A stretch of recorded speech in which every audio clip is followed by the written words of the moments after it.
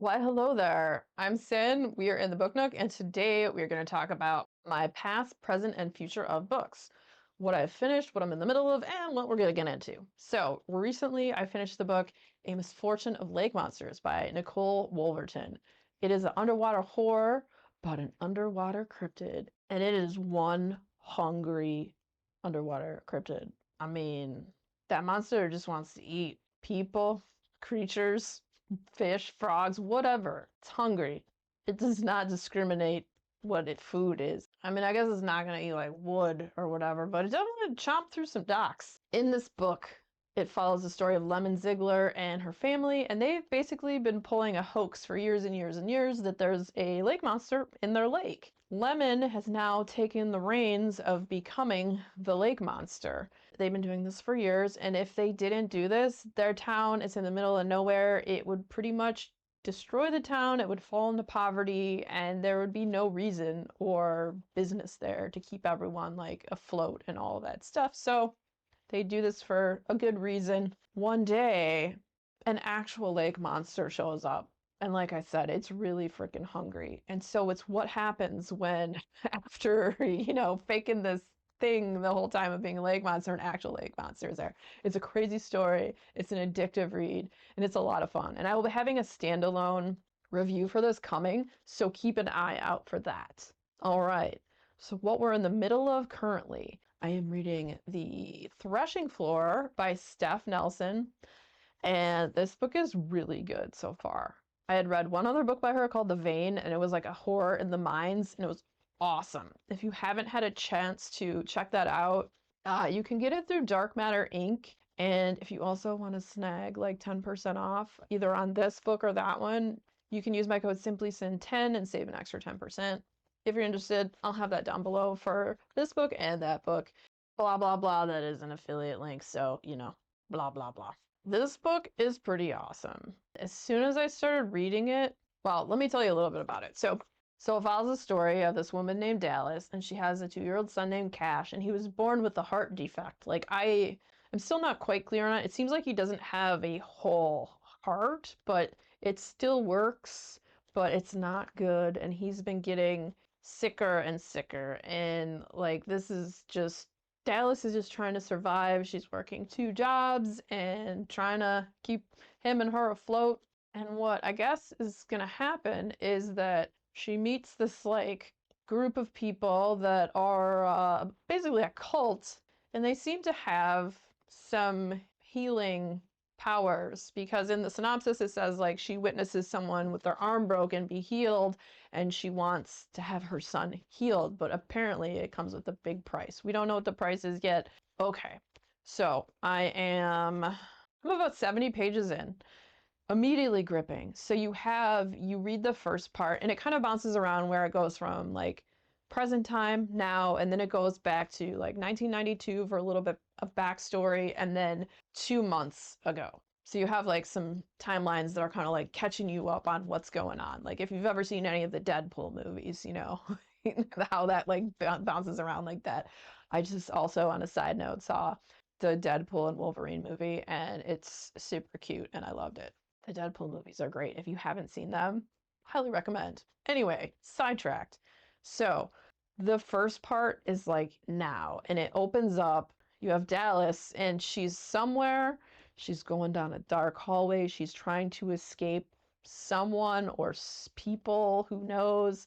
And it seems like stuff is not good. And she's running through this place, and then she comes into this one area, and she sees these flashing red lights. Lights are flashing. She goes into this one room, and it smells like death and decay and gross, and she's feeling like stuff smushing under her feet, and it never says what it is, but I'm like, oh, it's dead bodies, it's body parts, it's dead animals, it's dead humans. I don't know what it is because it doesn't say. I don't know yet, but my mind just starts running on the hamster wheel. Okay.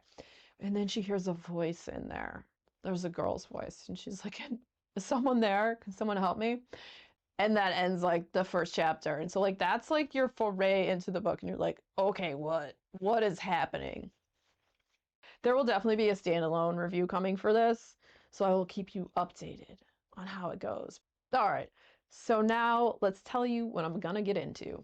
Also, we are still in the midst of the cryptid readathon, so I had just finished that lake monster book, which is a cryptid book, and then I'm getting into, after the threshing floor, I'm going to get into Jason White's book, The Attack on Sasquatch Valley, which has several short stories in it. And let me give you the synopsis, because last time I made a video about this, for some reason I couldn't find the synopsis, and I swear to God I went and looked the next day, and then I was able to find it, and I was like, what? Did I just not look? I have no idea. I swear I did, but who knows? All right, so a little more on Attack on Sasquatch Valley. The woods are dangerous, not because of isolation or a lack of communication, but because of them. Travel deep enough and you may hear their cries. They're hungry for your flesh. They desire to tear you to pieces. Included here are 4 short stories of creature feature horror.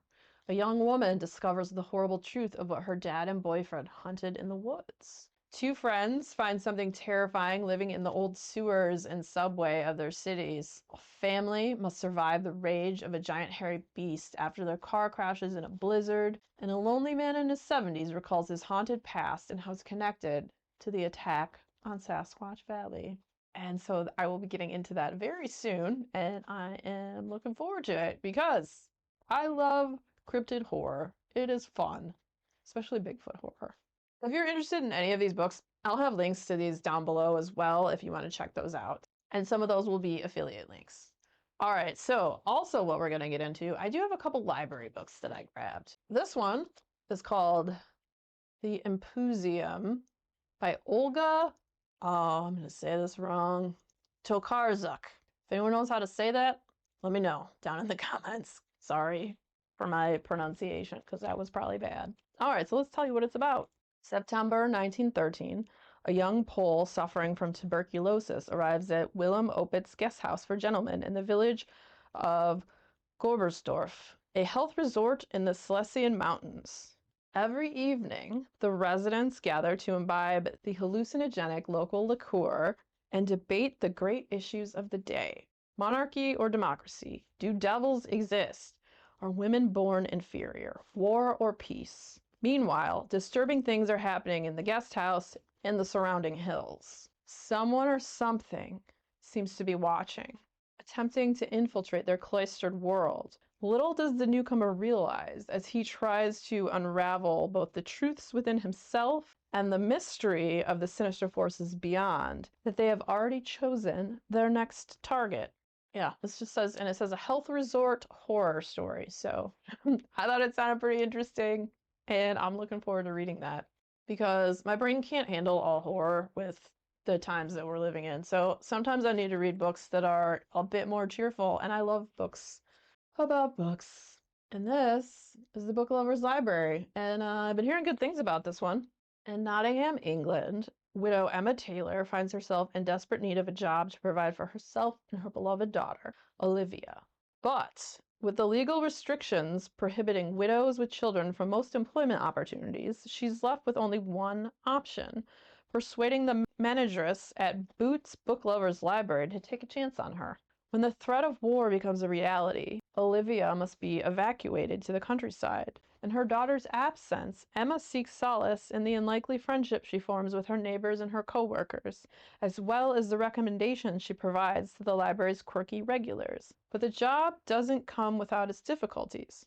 Books are mysteriously misshelved and disappearing, and her work forces her to confront the memories of her late father and the bookstore they once owned together before a terrible accident. As the Blitz intensifies in Nottingham and Emma fights to reunite with her daughter, she must learn to depend on her community and the power of literature more than ever to find hope in the darkest of times. So I'll be getting into more of the threshing floor this evening, and then there will be more cryptid books in the future. I have like 3 more lined up. I just wanted to read a few other ones that weren't cryptid books. If you're a fan of videos where I talk about multiple things that I'm reading or have read, the next video coming up will be about that. So stick around, check it out. And if you enjoyed hanging out today, hit that subscribe button. Come back, see me again, and we'll talk about more bookish things and weird stuff.